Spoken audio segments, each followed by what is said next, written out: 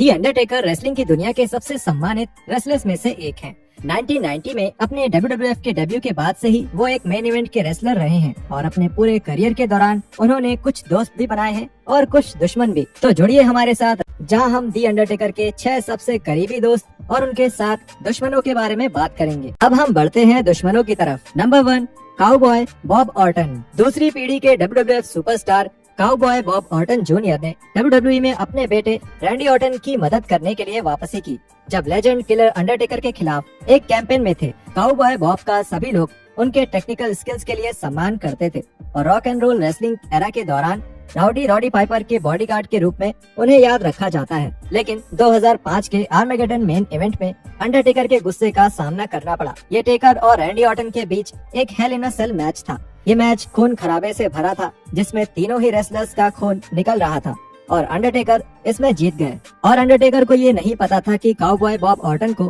Hepatitis C एक खून की बीमारी है जिससे मैच के दौरान अंडरटेकर को भी इन्फेक्शन हो सकता था। 2011 की एक कहानी के हिसाब से ये एक हेल इन अ सेल मैच था और मैच से कुछ हफ्ते पहले ही बॉब की रिपोर्ट हेपेटाइटिस सी के लिए पॉजिटिव आई थी जो एक खून से जुड़ी लिवर की बीमारी थी। उन्होंने बताया कि बचपन में ही उनका टेस्ट पॉजिटिव आया था पर कोई लक्षण नहीं दिखे और वो इसके बारे में भूल गए। WWE की टैलेंट रिलेशंस के वाइस प्रेसिडेंट जॉन लॉरेनाइटिस इस बारे में जानते थे और ये भी जानते थे कि तीनों रेसलर्स का मैच के दौरान खून निकल सकता है और उन्होंने ये बात अंडरटेकर को नहीं बताई। अंडरटेकर को बॉब की इस हालत के बारे में तब तक पता नहीं चला जब तक मैच के बाद WWE के डॉक्टर्स ने उन्हें नहीं बताया और किसी को हैरानी नहीं हुई जब अंडरटेकर इस बात से नाराज हुए कि अपने ओपोनेंट की सुरक्षा के बारे में नहीं सोचा गया और काउबॉय बॉब ऑर्टन जूनियर इसके लगभग 2 महीने बाद ही निकाल दिए गए। आश्चर्य की बात थी कि जॉन लॉरेनाइटिस को इसके लिए कोई सजा नहीं मिली और अच्छा हुआ कि अंडरटेकर को भी कुछ नहीं। CM Punk. ऐसा लगता है कि सीएम पंक से नाराज होने की अंडरटेकर के पास बहुत सारे कारण हैं। ब्रूस प्रिचर्ड के मुताबिक अंडरटेकर 2009 में वर्ल्ड हैवीवेट चैंपियनशिप को स्ट्रेट एज सुपरस्टार को दिए जाने के फैसले का समर्थन नहीं करते थे। एक यूरोपियन टूर के दौरान पंक ने अंडरटेकर को नाराज कर दिया था जब अंडरटेकर ने उन्हें ये सलाह दी थी कि अब वो एक वर्ल्ड चैंपियन है और उसके हिसाब से उन्हें अच्छे से कपड़े पहनने चाहिए। एक कहानी के अनुसार लॉकर रूम में अंडरटेकर और बाकी रेसलर्स के सामने उनसे जॉन सीना के कपड़ों के बारे में पूछ लिया। पंक खुद को सीना के बराबर का समझने लगे थे। इसके कुछ समय बाद ही पंक ने वर्ल्ड हैवीवेट चैंपियन का टाइटल त्याग दिया और ऐसी कुछ अफवाहें थी कि पंक को उनके ईगो की वजह से सजा देने के लिए अंडरटेकर ने ही ये सोचा होगा। पंक के ईगो से अंडरटेकर तब ज्यादा परेशान हुए जब रेसलमेनिया 29 में दोनों के बीच एक मैच हुआ जिसमें उन्होंने ये जता दिया कि वो शोकेस ऑफ द इमॉर्टल्स के मेन इवेंट में काम करना ज्यादा बेहतर समझते हैं। अब ये केवल एक अनुमान है लेकिन ऐसा लगता है कि पंक के WWE से बाहर चले जाने की वजह से भी अंडरटेकर गुस्सा थे क्योंकि वो WWE के प्रति अपनी वफादारी के लिए जाने जाते हैं।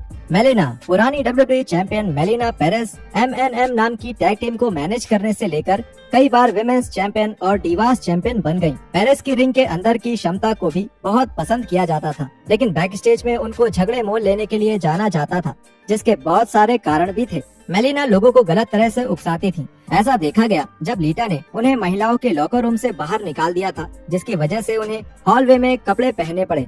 इसका कारण था उनके निजी और असली झगड़े अपनी साथी महिला साथियों के साथ जैसे कि मिकी जेम्स, ट्रिश स्ट्रेटस, टिफनी और मिशेल मैकूल। मेलिना ने केवल लोगों को गलत तरह से नहीं उकसाया बल्कि उन्होंने गलत लोगों को सही तरीके से छुआ भी था जैसा कि बैटिस्टा के साथ उनके रिश्ते में देखा गया था जब वो जॉनी नाइट्रो के साथ भी रिश्ते में थी।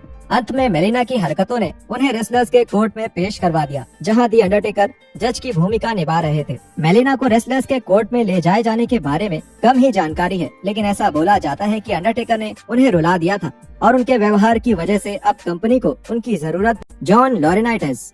अब ये तो बिना कहे समझने वाली बात है कि मैच से पहले इतनी जरूरी मेडिकल सूचना छुपाने की वजह से अंडरटेकर लॉरेनाइटिस से खुश नहीं थे।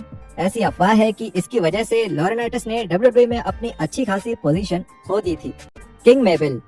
500 पाउंड के पुराने मैन ऑन अ मिशन जो आगे चलकर किंग ऑफ द रिंग भी बने, उन्हें 1995 में एक अलग ही पुश मिला जब विंस मैकमैन अपने नए बेबी फेसेस के सामने रखने के लिए एक मॉन्स्टर हील लाना चाहते थे। अफसोस की बात है कि उन्होंने मेबल को चुन लिया, एक बड़े शरीर वाला रेसलर जो एक भयानक हील की तरह तो लगते ही थे और उन्हें रेसलिंग के नियम भी पसंद थे खासकर कि वो जिसमें आप अपने ओपोनेंट को चोट पहुंचाए बिना अच्छा मैच देते हैं। 1995 में किंग ऑफ द रिंग जीतने के बाद किंग मेबल अंडरटेकर के साथ एक प्रोग्राम कर रहे थे, जिसमें अंडरटेकर के चेहरे पर लेग ड्रॉप करते हुए उन्होंने अंडरटेकर को घायल कर दिया। अंडरटेकर को एक ऑर्बिटल बोन फ्रैक्चर हो गया, जिसकी वजह से उन्हें 2 महीनों तक रिंग से गायब रहना पड़ा। इसके 6 महीने बाद ही मेबल को WWF से निकाल दिया गया, जिसकी एक बड़ी वजह अंडरटेकर की इस चोट को भी माना जाता है। Vince Russo. पुराने WCW world heavyweight champion Vince Russo खास तौर से उस आदमी के नाम से जाने जाते हैं जिनकी राइटिंग ने एटीट्यूड एरा में WWF को WCW से आगे निकलने में मदद करी, और फिर जिसने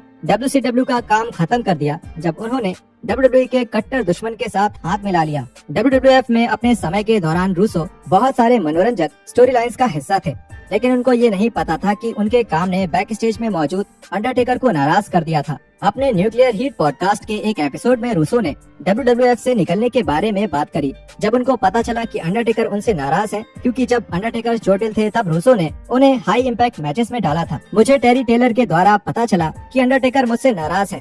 टेरी ने मुझसे कहा, उसने मुझे बताया कि वो मुझसे हमेशा काम करने के लिए कहता था। जब मैं जख्मी था तब भी तुम मुझसे दर्द में भी काम कराना चाहते थे। इस बात से मैं बहुत दुखी हुआ।